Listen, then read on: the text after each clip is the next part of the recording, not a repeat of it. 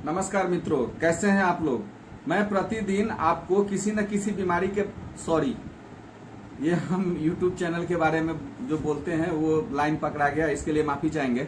मित्रों, एक बात ध्यान रखिएगा कि हमारी चर्चा जो अभी चल रही है वह क्या बोलते हैं उसको, ये ज्वाइंट डीजेनरेशन के बारे में चल रही है। और ज्वाइंट डीजेनरेशन के बारे में आगे हम बताएंगे। इसका एक अति महत्वपूर्ण बिंदु है और यह महत्वपूर्ण बिंदु है JD1B। यह कंट्रोल मेजरमेंट पॉइंट है सारे जोर का, याद रखिएगा।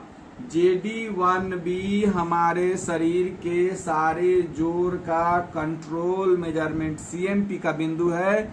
इस बात पर हमेशा आपको ध्यान में रखना है। JD1B यह स्पाइनल कॉर्ड के सभी मनकों के साथ कहीं भी किसी प्रकार का दिक्कत हो जाए, अगर पेन के साथ एलर्जी की समस्या जोड़ में हो, तब उसका जो क्या बोलते हैं आपको, जो हम बोले हैं कि JD1A का प्रयोग करना। एलर्जी नहीं हो तो वहां JD1A का प्रयोग नहीं करना है।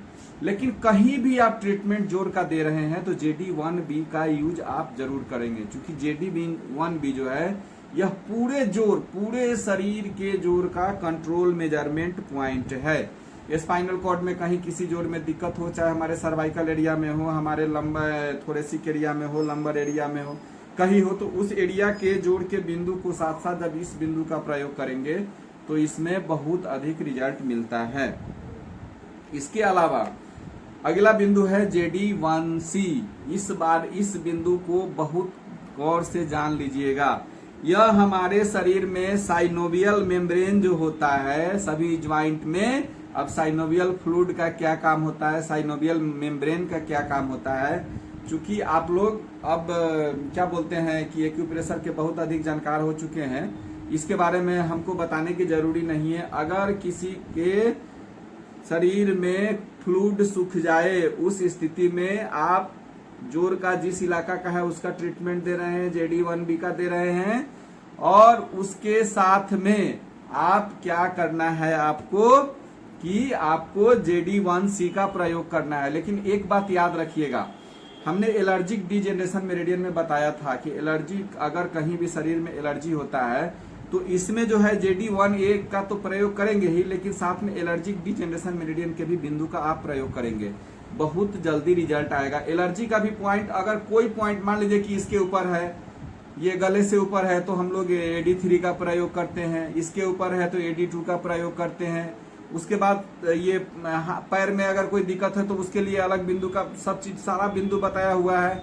इसके साथ साथ आप जो एलर्जी का जो AD1B है, वो जो उसका जो CMP का पॉइंट है, आप याद रखिएगा। कहीं भी किसी को भी ट्रीटमेंट दीजिए, अगर लग रहा है कि इसको अगर एलर्जी की समस्या भी परेशान कर रही है तो आंख मूंद के AD1B का भी उसके साथ आप प्रयोग करेंगे।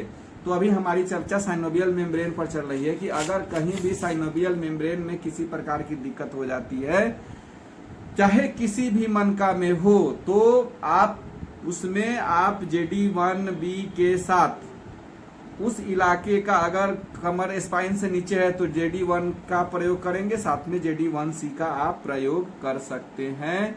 और इसके साथ और एक बात आपको मैं मैंने बता देना चाहता हूं कि अगर किसी भी ट्रीटमेंट को अगर आप कर रहे हैं, अगर किसी भी ये एक्यूप्रेशर के किसी भी विधा का आप प्रयोग कर रहे हैं, तो कोशिश कीजिए कि एक विधा का एक बार में प्रयोग करें, दूसरे विधा का दूसरे बार में प्रयोग करें। अगर नहीं कंट्रोल होता है तो बहुत सारी विधाएं हैं, उसके लिए टेंशन लेने की जरूरत नहीं है। उसके बाद है JD2, ज्वाइंट डीजेनरेशन मेरिडियन का दूसरा बिंदु। लेकिन ये JD2 जो है यह छठा बिंदु है ज्वाइंट डीजेनरेशन मेरिडियन का। कैसे? तो JD1, JD11, JD1A, JD1B, JD1C, यानी कि 5 बिंदु ये हो गया। उसके बाद आप जब इस तरफ आएंगे तो JD2 को याद रखेंगे। JD2 का काम जो है, यह जो है पूरे थोरेसिक एरिया को लेता है, और थोरेसिक एरिया के साथ साथ कंधा, बाह के जोड़ और कोहनी, इसको याद रखिएगा। अगर इसमें किसी प्रकार का दिक्कत हो बाह और हाथ के जोड़ में किसी प्रकार का दिक्कत हो। इसके अलावा C4 से लेके C7 तक और थोरेसिक 1 से लेके थोरेसिक 12 तक, यानी कि आपको जो डायफ्राम से ऊपर और C4 से नीचे बाह इंक्लूडिंग बाह कोहनी सहित अगर किसी प्रकार की दिक्कत हो तो उसमें JD2 का प्रयोग जरूर करेंगे। अब वहां किस प्रकार की समस्या है आप अपने दिमाग का अप्लाई करेंगे और उस हिसाब से उसका आप प्रयोग कर लेंगे, आपको रिजल्ट निश्चित मिलेगा। आप सिर्फ सुजोक पे नहीं जाएंगे, आप सिर्फ चाइनीज एक्यूपंक्चर पे नहीं जाएंगे, आप आज के डेट में आप एक्यूप्रेशर के बहुत सारे विधाओं को जान चुके हैं। सबसे पहले एक बात याद रखिएगा कि जिस चिकित्सा को करने से, जिस बिंदु के प्रयोग को करने से आपको भी आसानी हो और आने वाले समय में आपके मरीज को भी आसानी हो, उस बिंदु का आप ज्यादा प्रयोग करेंगे। आपको आसानी आने का मतलब ये नहीं कि आराम से लग जाए, मतलब कि उससे रिजल्ट अगर आ रहा हो और 1 से 2 बिंदु अगर काम कर रहा हो तो बस वही लगाएंगे ना हम। किसी के हाथ में, बाह में, कोहनी में, कंधा में किसी प्रकार का दिक्कत है, थोरेसिक एरिया में दिक्कत है, C4 से C7 तक दिक्कत है, तो आप देख लेंगे। अगर कोई चीज नहीं है, सिर्फ जोड़ में दिक्कत है, तो आप JD1 भी ले लेंगे आंख मूंद के, JD2 का प्रयोग करिए। अब देख लीजिए कि एलर्जी है तो एलर्जी का बिंदु लगाइए, अगर साइनोवियल फ्लूइड की कमी है तो साइनोवियल फ्लूइड का बिंदु लगाइए। आप उसके हिसाब से जब ट्रीटमेंट करेंगे तो आपको रिजल्ट बहुत अधिक आना शुरू हो जाएगा। कभी कभी किसी के नर्व में भी किसी प्रकार की दिक्कत हो जाती है। अगर किसी के नर्व में किसी प्रकार की दिक्कत जब हो जाएगी, उस स्थिति में आपको क्या करना है कि एनडी मेरिडियन पर भी एक बार गौर करेंगे। एनडी के साथ जेडी के भी पॉइंट को आप लगा सकते हैं, आप एलर्जी के पॉइंट को लगा सकते हैं। सारे चीजों को मिक्स करके उसके हिसाब से आप ट्रीटमेंट कर सकते हैं। और अंतिम बिंदु है ज्वाइंट डीजेनरेशन मेरिडियन का, वह है JD3। JD3 का प्रयोग जो है C4 से C1 तक करते हैं। ब्रेन के स्कल के जोड़ है उसमें हम लोग इसका प्रयोग करते हैं। जबड़ा में किसी प्रकार का दिक्कत हो जाए उसमें हम इसका प्रयोग करते हैं। इस बात को याद रखिएगा। लेकिन एक स्पेशल बात हमेशा याद रखिएगा कि अगर जबड़ा 2 है, एक नीचे का है और एक ऊपर का है, अगर ऊपर के जबड़ा में किसी प्रकार का दिक्कत हो जाए तो JD3 का प्रयोग करेंगे ही, JD1B का प्रयोग करेंगे ही।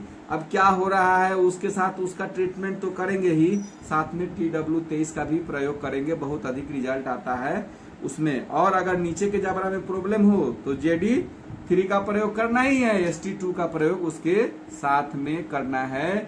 जब उसको करेंगे तो उसमें आपको बहुत अधिक रिजल्ट आना शुरू हो जाएगा।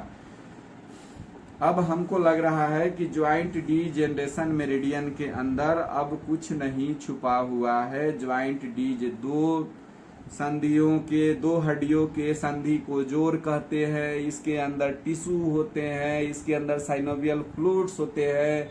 यहाँ कभी सूख जाता है तो उस स्थिति में साइनोवियल फ्लूइड की कमी हो जाती है, साइनोवियल मेम्ब्रेन की कमी हो जाती है। जब किसी चीज में ऊर्जा बढ़ जाती है तो उसके ऊर्जा को सिडेट करते हैं। जब किसी की ऊर्जा कम हो जाती है तो परिभाषा के हिसाब से उसको टोन करते हैं, लेकिन हम टोन नहीं करके उसकी एनर्जी को हम बैलेंस करते हैं।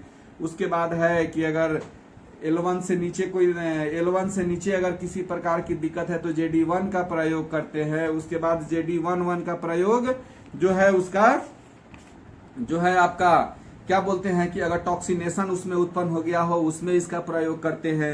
JD1A का प्रयोग एलर्जी के हिसाब से करते हैं। JD1B जो उसका कंट्रोल मेजरमेंट पॉइंट है। JD1C जो है वह साइनोवियल मेम्ब्रेन का बिंदु है। JD2 जो है वह C4 से लेके C7 इंक्लूडिंग थोरेसिक वर्टिब्रा, कंधा के जोड़ से लेके हाथ के जोड़ से लेके अंगुलियों के जोड़ तक में उसका प्रयोग करते हैं। आप इसको याद रखेंगे। इसके अलावा और भी जो चीजें बताए हैं उसको मेंटेन करके चलेंगे। हम चाहते तो लगातार वीडियो डाल सकते थे, वीडियो बना के रखे हुए थे बहुत सारा। ये तो खैर अभी बना रहे हैं, लेकिन हम बहुत सारा वीडियो इसलिए बना के रखे थे चूंकि पहले वाली जानकारी इस जानकारी में मिक्स ना हो, और मिक्स होने से क्या होता है कभी कभी गड़बड़ हो जाता है, इसलिए इसको कुछ दिन रोक के रखे थे। हमने अपने स्तर से इस पर प्रयास किया है, फिर जैसा मतलब आप ट्रीटमेंट करिएगा, आपको क्या अनुभव होता है हमको बताइएगा। तब तक के लिए नमस्कार, धन्यवाद, जय हिंद, जय भारत।